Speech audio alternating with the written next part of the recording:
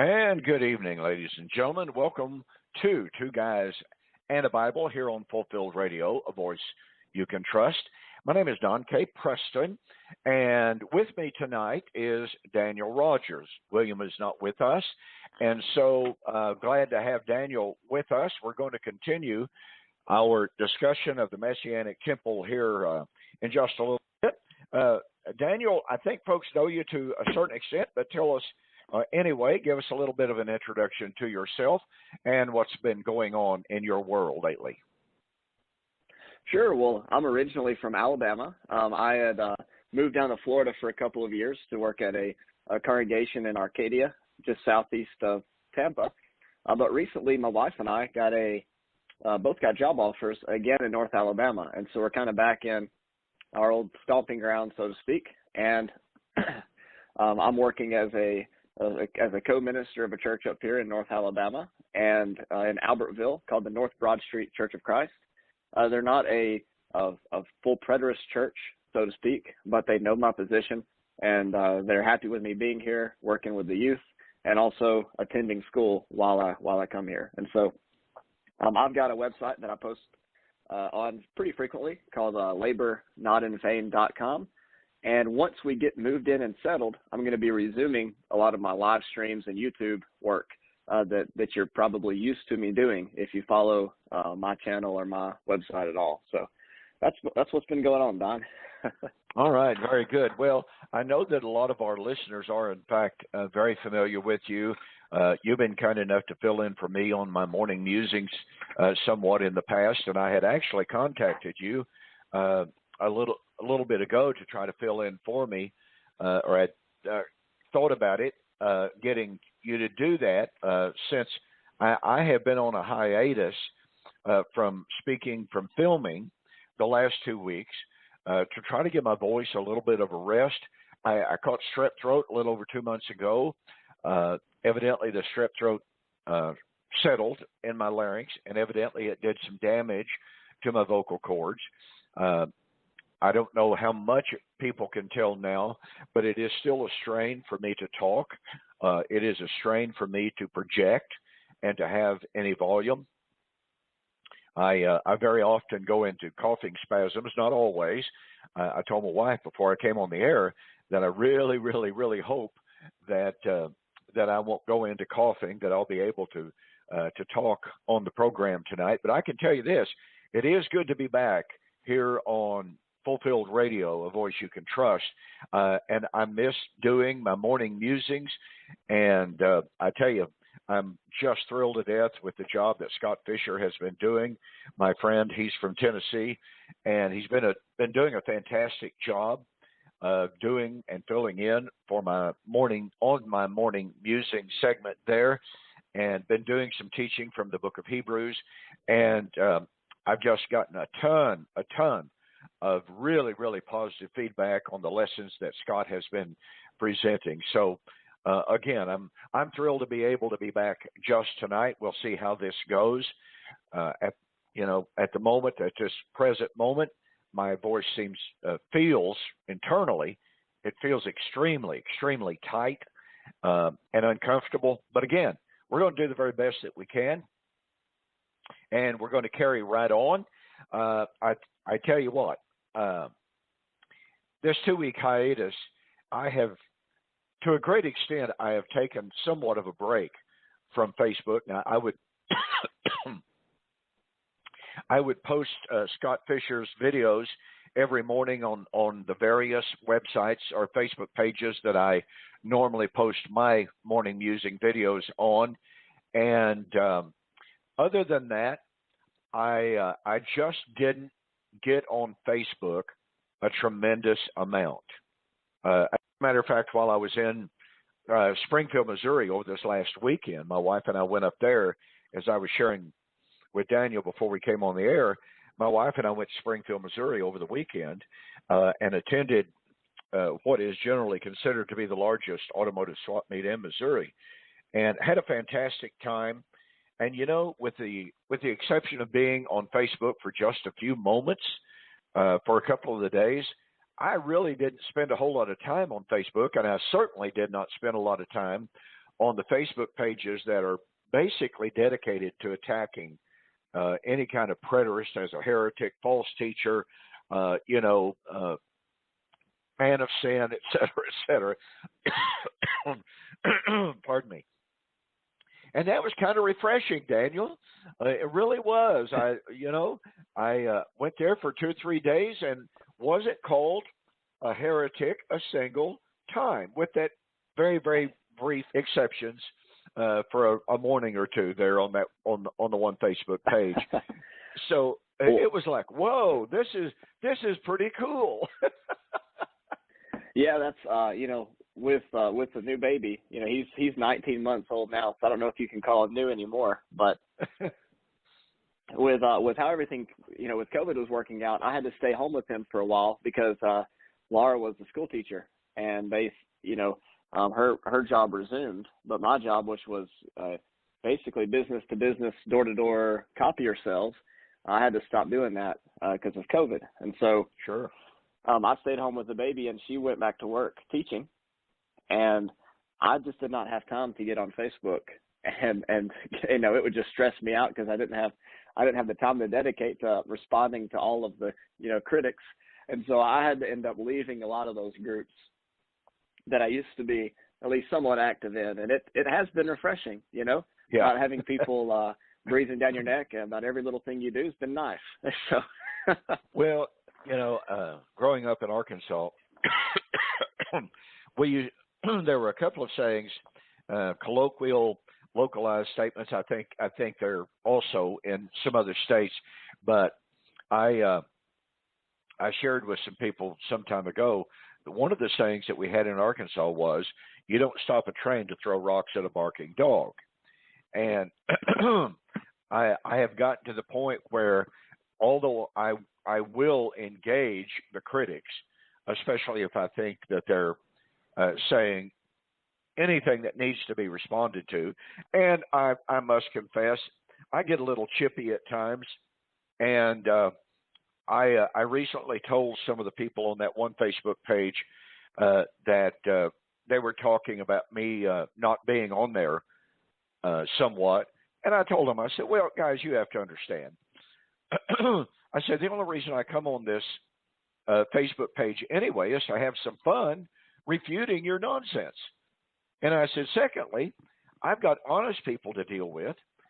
Thirdly, I've got a whole lot more important things to deal with than the nonsense that you guys post. So I said, just because I don't show up here for a period of time doesn't mean one thing. It certainly doesn't mean that I'm scared of you, that I can't answer you. It means that I've got more important things to deal with.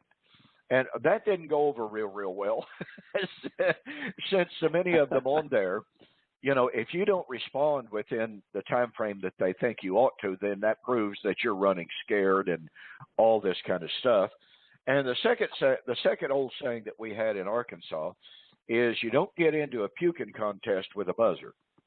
Now, that's kind of a crass saying, but yes, the ungodliness that is manifested on one of those Facebook pages particularly, I told one of the men on there yesterday, and he wrote what was absolutely one of the most horrid, slanderous, false, ungodly comments in an attack on me.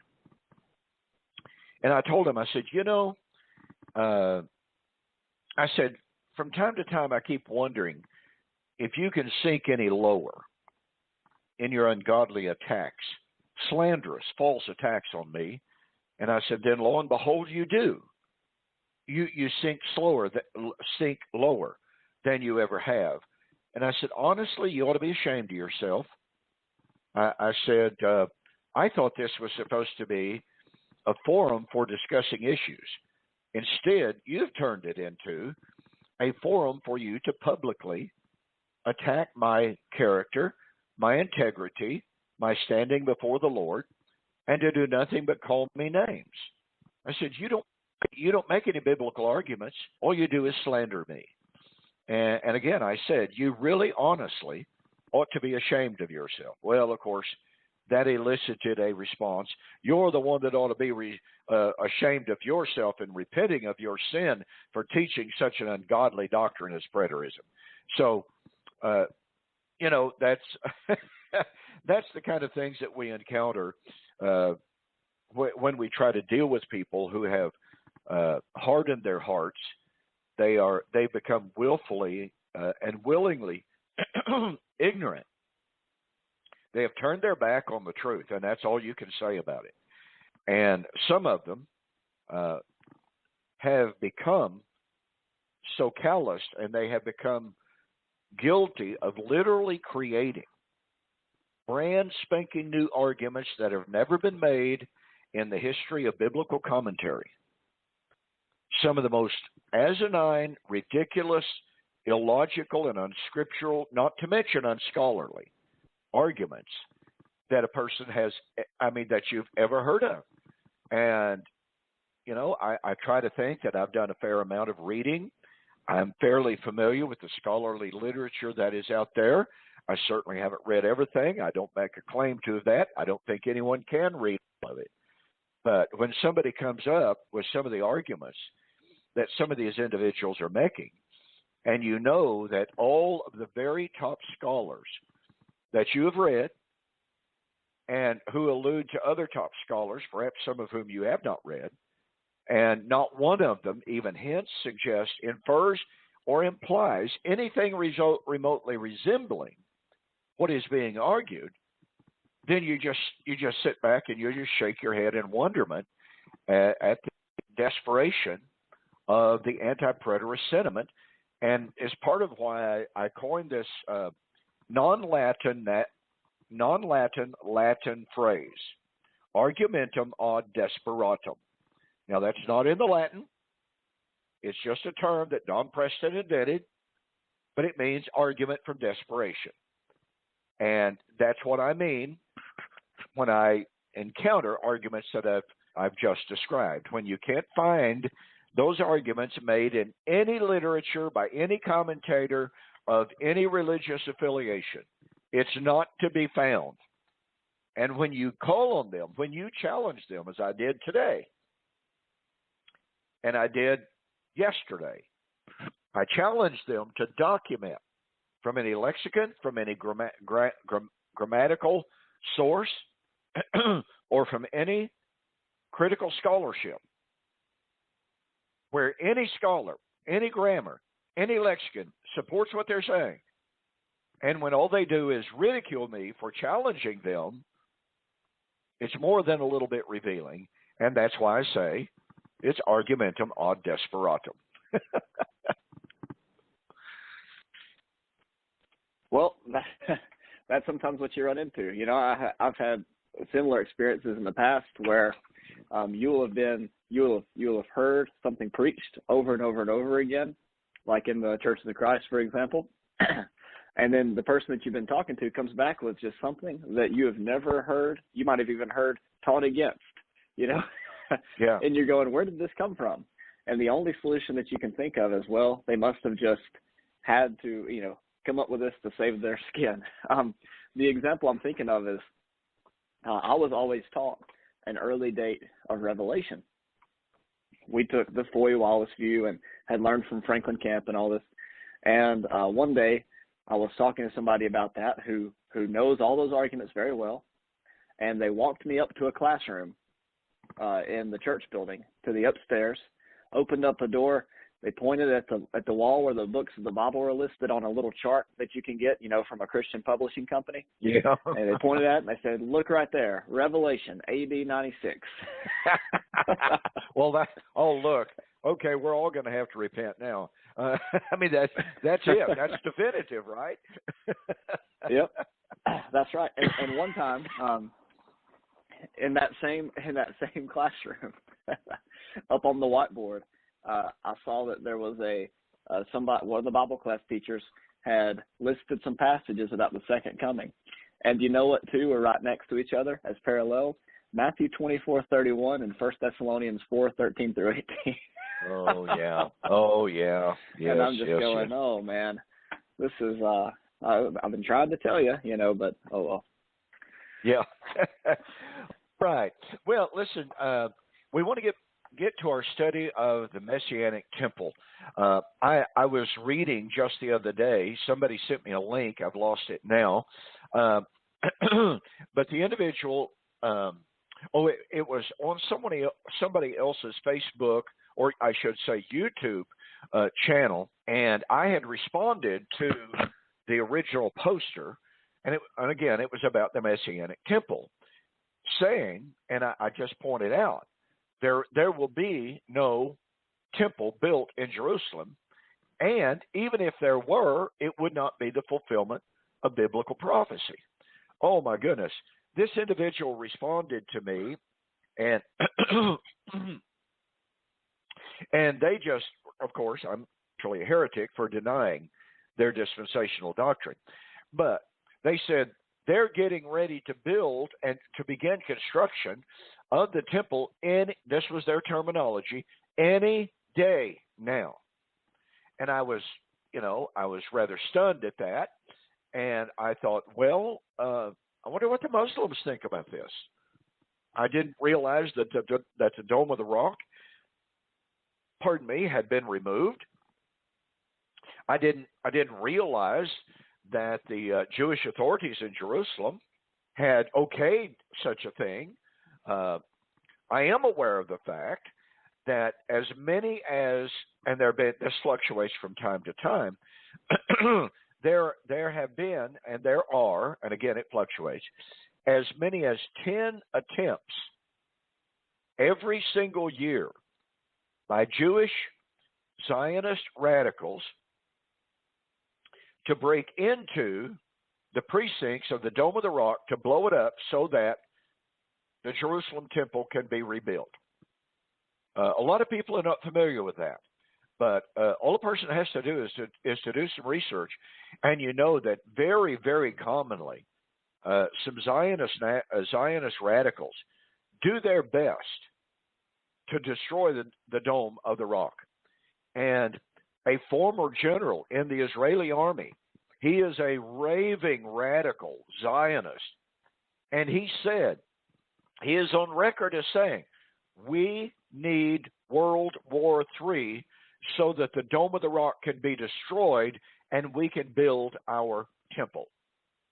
Now, ladies and gentlemen, this means that the subject of the Messianic temple is incredibly relevant.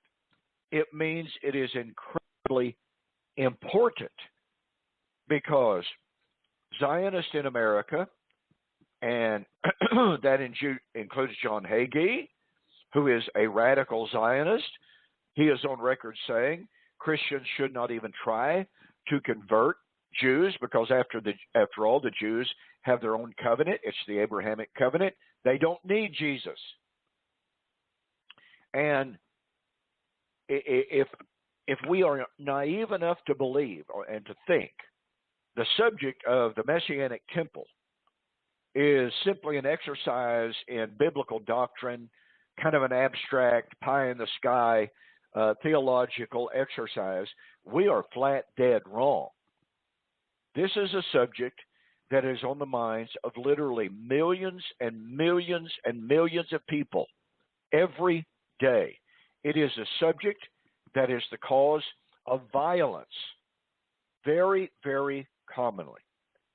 And so that's why William and I started out, and Daniel and I are going to continue here for a bit, why the subject of the Messianic temple is so critically important. And Daniel, today when I spoke to you, I asked what passage on the Messianic temple you'd like to discuss, and you suggested John chapter 4.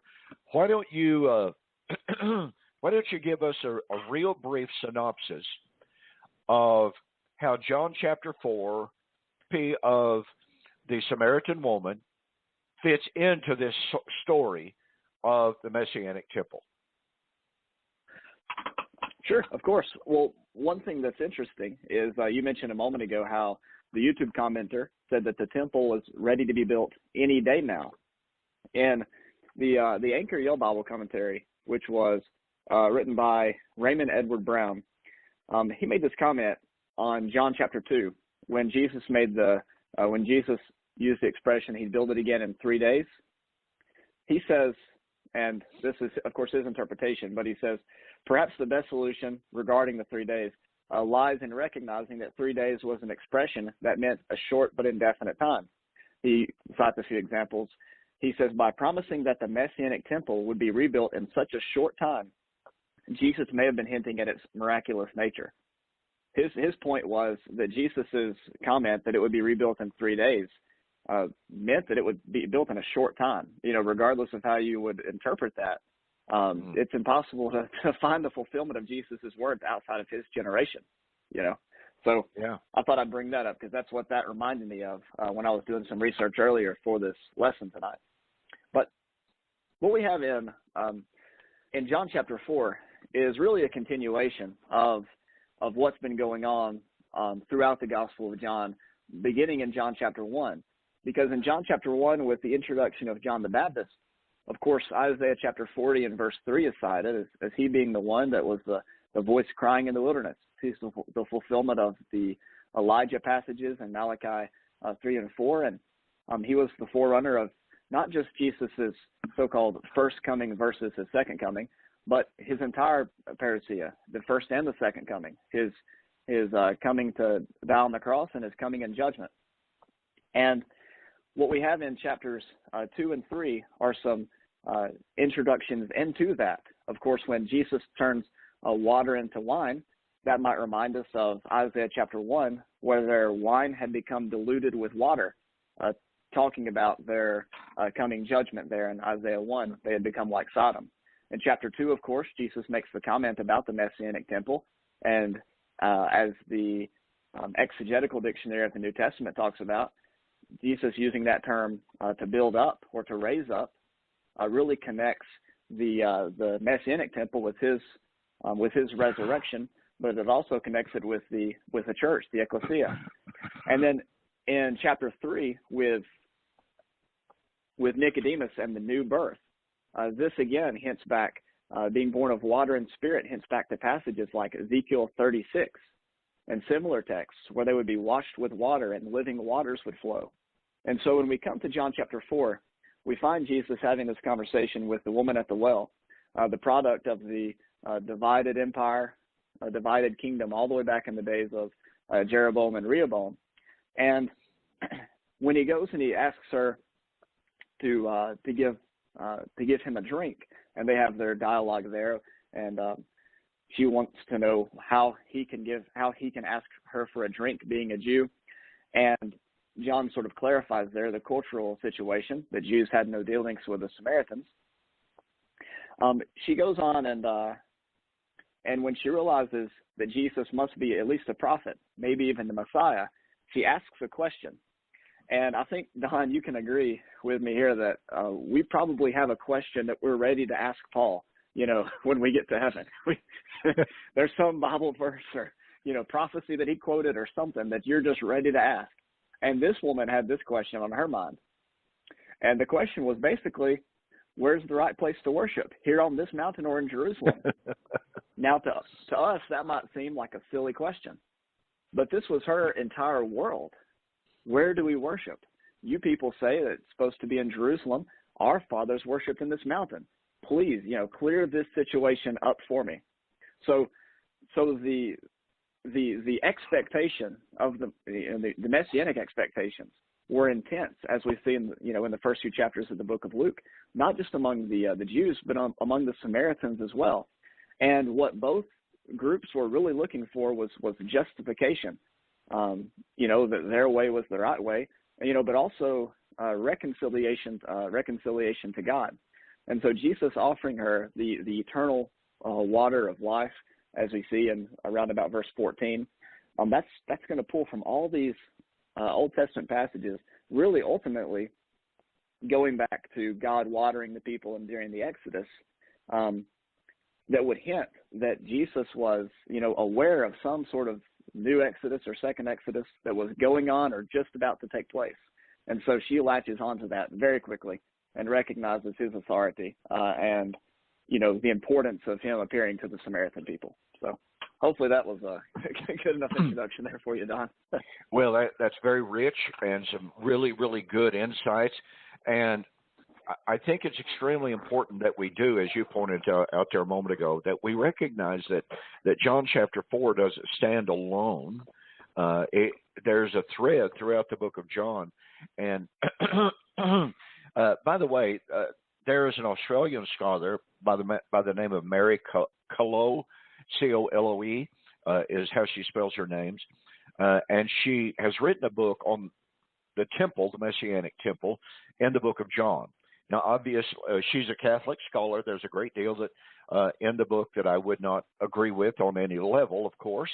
But nonetheless, in spite of that, she develops and discusses and really has some fantastic insight how temple imagery permeates the book of John. And by the way, she's not alone in that. There's several quite scholarly books out right now, and that have been produced over the last probably 10 to 15 years on demonstrating how powerfully temple imagery, temple language permeates the book of John.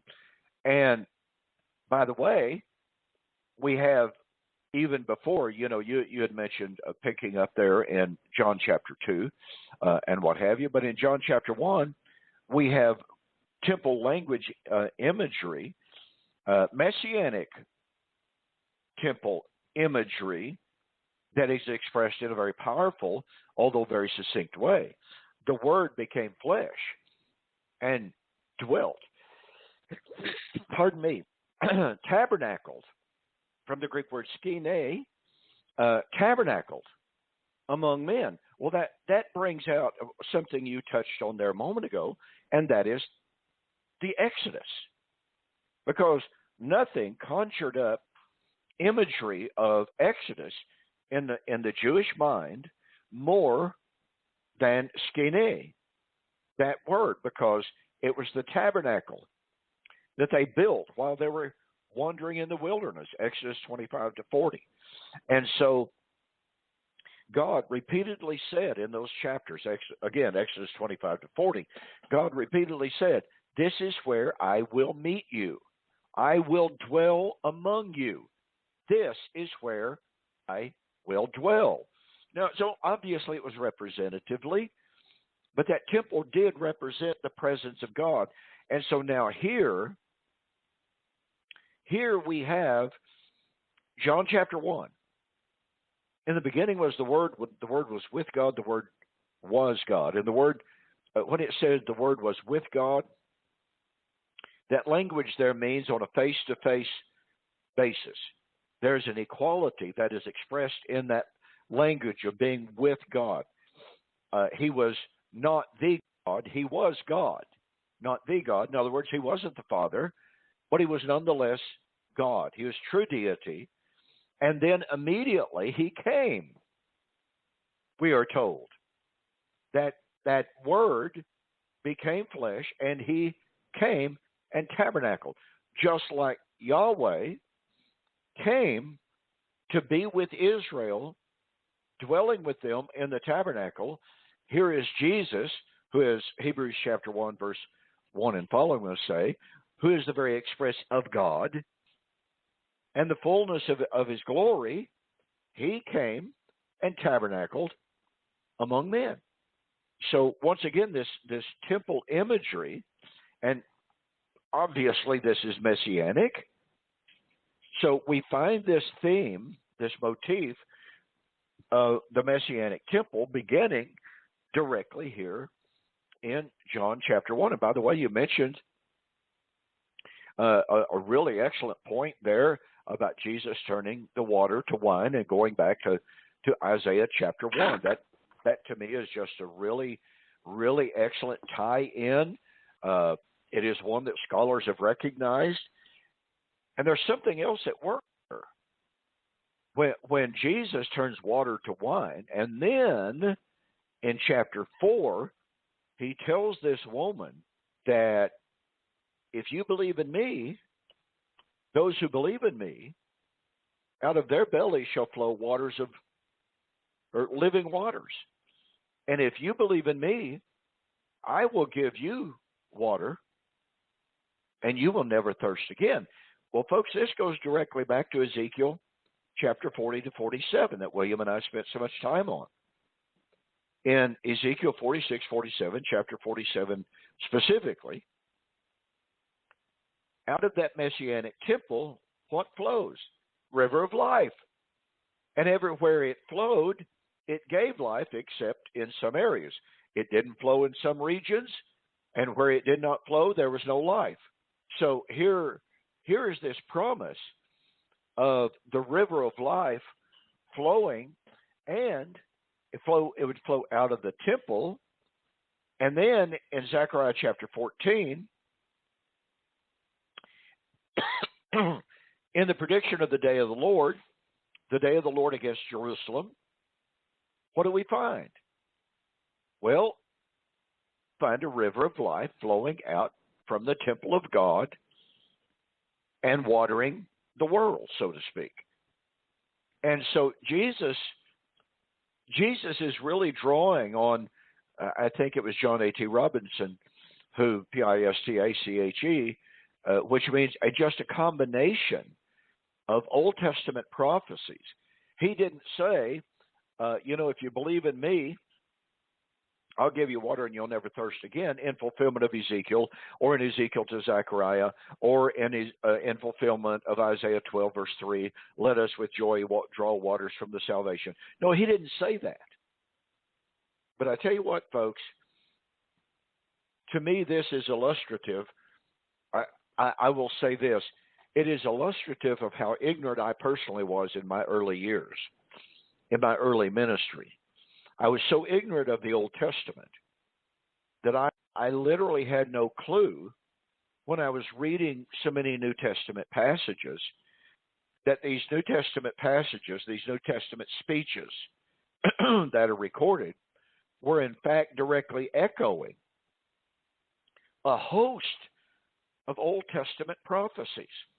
And, just recently I was reading one former preterist who was trying to negate covenant eschatology.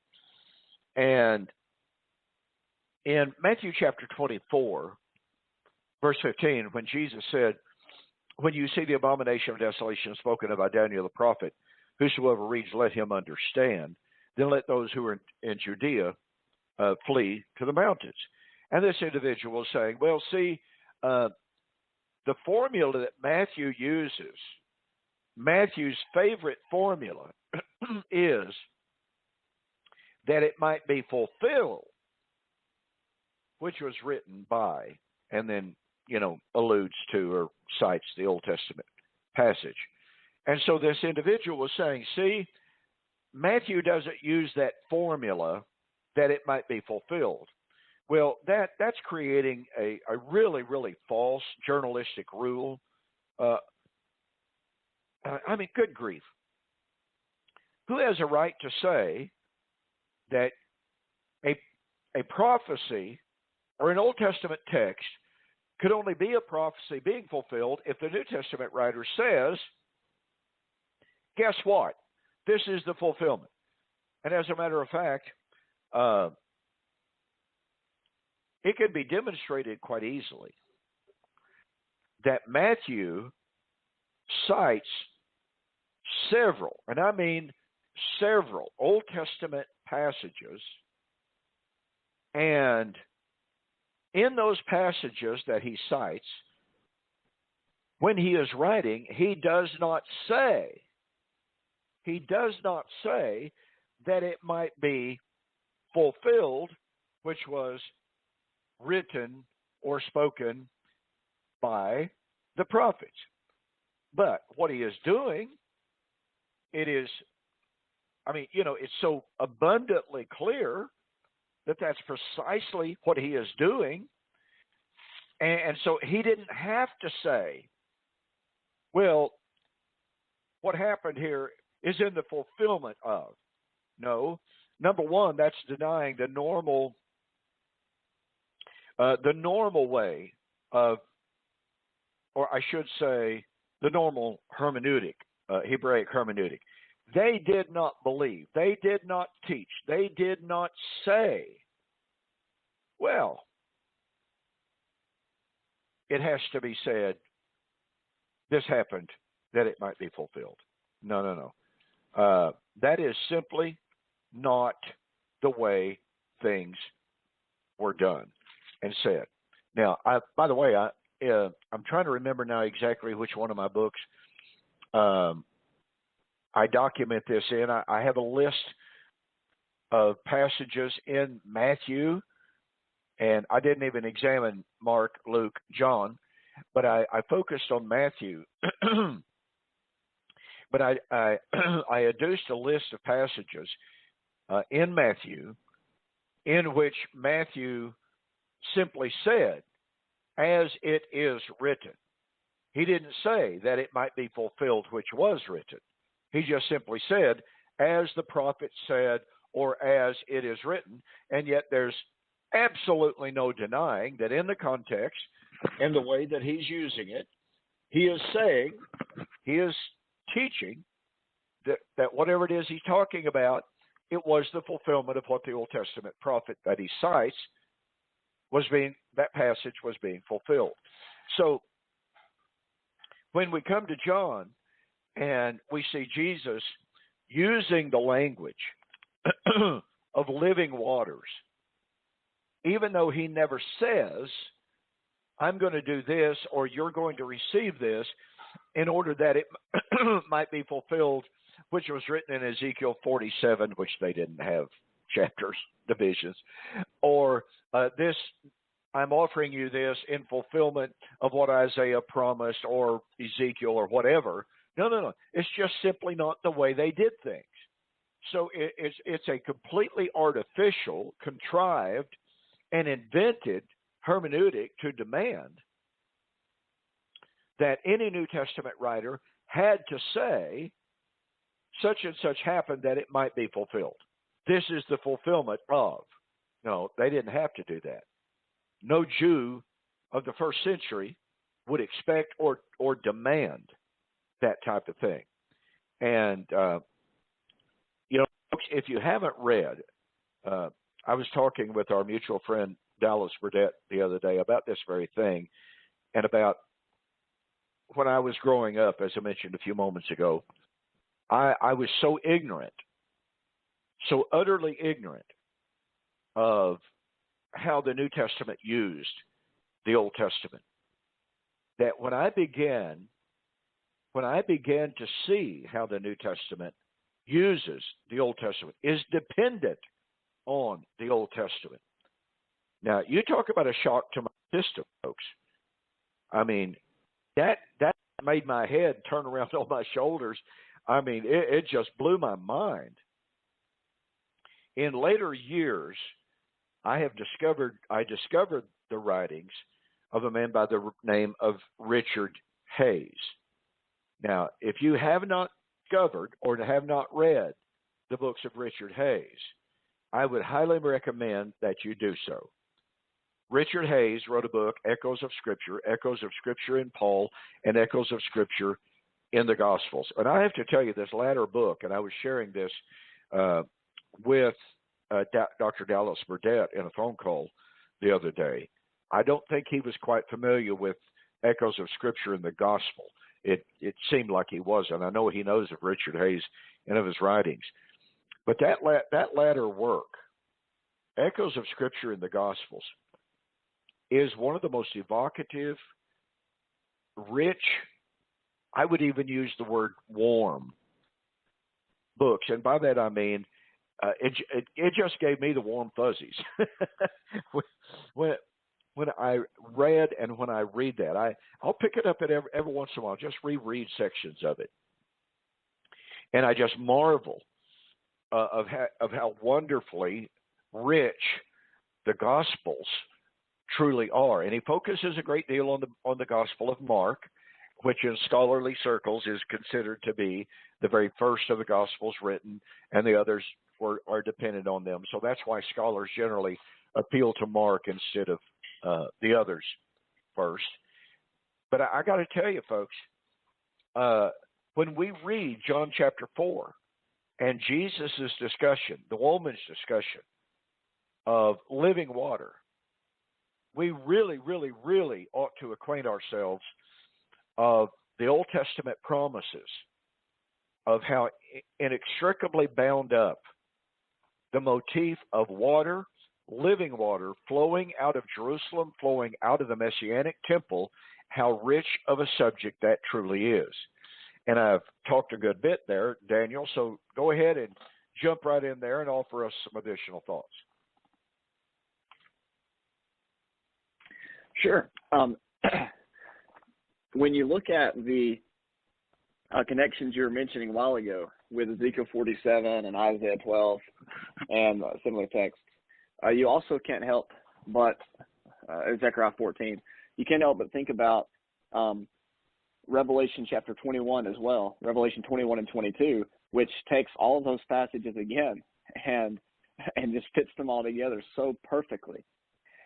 And when you take what Revelation has to say about the fall of the temple in Revelation chapter 11 and the holy place being opened up and everything related to that, all the temple imagery was there, that's there in the few verses of Revelation 21. And you compare that to Jesus's our statements of John chapter 4. It's impossible to see for me Revelation as being as having a future fulfillment. When you take all that he says there, compare it to John's Jesus's our statements in John chapter 4, then it's just really hard to separate the two. I think you'd agree there, because what Jesus basically says in answer to her in John chapter 4 is this: an hour is coming, and now is, an hour is coming when neither in this mountain nor in Jerusalem will you worship the Father. And I always used to think that was just talking about the end of the law of Moses and the establishment of the church and all this sort of stuff. But really what he's saying is it was going to be physically impossible for them to worship in this mountain or in Jerusalem, because the Roman army was just going to come through and burn the whole place to the ground. Absolutely. And then what he says in verse 23 is, but an hour is coming and now is when true worshipers will worship the Father in spirit and in truth. For such people, the Father seeks to be his worshipers. And so what you have is really the inauguration of this new covenant temple, Jesus being the cornerstone and the Christians being built up as spiritual stones, as we see in 1 Peter chapter 2. And you have the completion of it with the destruction of Jerusalem and the conquest of that whole area by the Roman military in the 60s and in the year 70. And so this all correlates very well, very cleanly with Revelation 11, which talks about the holy place being tread underfoot for 42 months, and then the new tabernacle being established in Revelation chapter 21, the new Jerusalem coming down out of heaven.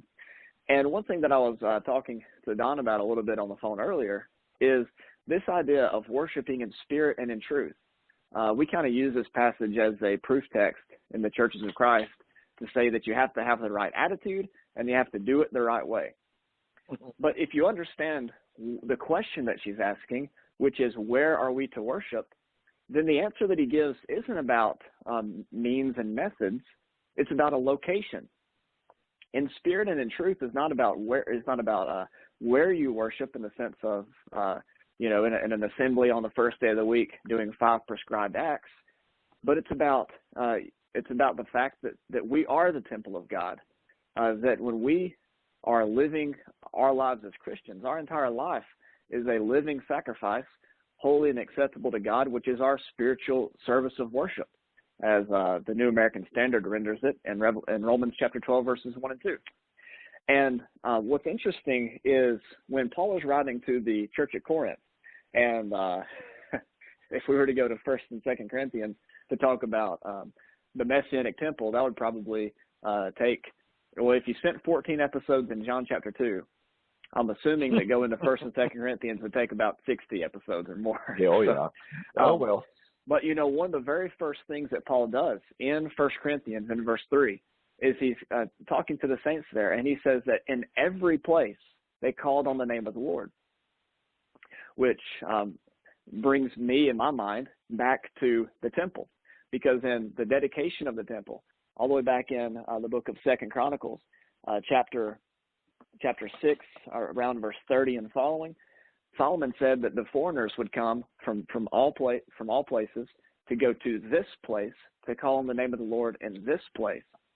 And so already what you have in Paul's language in 1 Corinthians chapter 1 is this idea of them calling on the name of the Lord in every place, which hints at the idea that the transition from this physical place that a person can go to and argue about which one's right has already begun to transition into a spiritual concept, something where someone can literally pray without ceasing. Because as we live and serve in this new covenant temple as priests in God's kingdom, we quite literally are praying without ceasing. We're always before God in the holy place.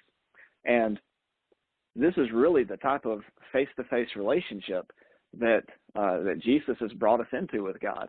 And I think if more Christians have understood that, a lot of the bickering and fighting that we have over the means and methods of worship in a Sunday morning assembly begin to very quickly dissolve, because nothing that we do on Sunday morning can compare to the communion that we have with God on a daily basis, right? Yeah, and to build on what you said there, and that's all excellent, but this concept, as you noted, where Paul says in every place, that terminology, this is another good example of the echo of Scripture that I was mentioning a while ago. And let's take a step back and consider how revolutionary Jesus's words truly were, as you mentioned there. And let's give a little bit of historical context for John chapter 4, and we certainly won't be able to finish this and conclude it. In Deuteronomy chapter 12, as the children of Israel were entering into the promised land, taking possession and becoming that chosen people, the Lord said that the time would come in which he would appoint them a place, an exclusive place, single place, and it would be at that place at which worship and sacrifice was to be offered and nowhere else. So Deuteronomy chapter 12 sets down for us the blueprint for understanding the Jewish mentality and the Jewish attitude toward worship, toward temple. We might say toward priesthood even. Pardon me. Allergies are bad. Anyway, now we come forward several hundred years, and we come to the death of Solomon. And upon the death of Solomon, the prophet Ahijah sought out a man by the name of Jeroboam. And he told Jeroboam that God was going to rip the kingdom from Solomon and give it to him. He was going to be king. Well, over a process of time, Solomon died. And the children of Israel obviously knew about Jeroboam. We're not given a real in-depth record of how much or exactly why they knew of him. We're not told whether or not Ahijah's message that Jeroboam would be king been spread throughout the kingdom. We're just simply not told, or at least I don't remember reading that. But nonetheless, the children of Israel gathered together, and they told Jeroboam, "You're going to be our king." So they anointed him king, and Ahijah anointed him king. Well, there was a problem. Rehoboam had been anointed as king by his father, Solomon. And so now you have two competing kings. And the issue came up. All Israel was gathered together. And the people of Israel asked Rehoboam, how do you intend to rule? Are you going to treat us fairly? Are you going to tax us exorbitantly? Exactly how are you going to be as king? And Rehoboam responded after consultation. The elders of Israel said, you need to be patient, you need to be kind, you need to be merciful, you need to be understanding, and you need to be generous with the people because your father has taxed them. They're sick and tired of it. They want some relief. They want a good leader. Well, the young men, as you know, really, really young men have a tendency to be, they were brash, they were somewhat arrogant, they were hard. Present company accepted, by the way.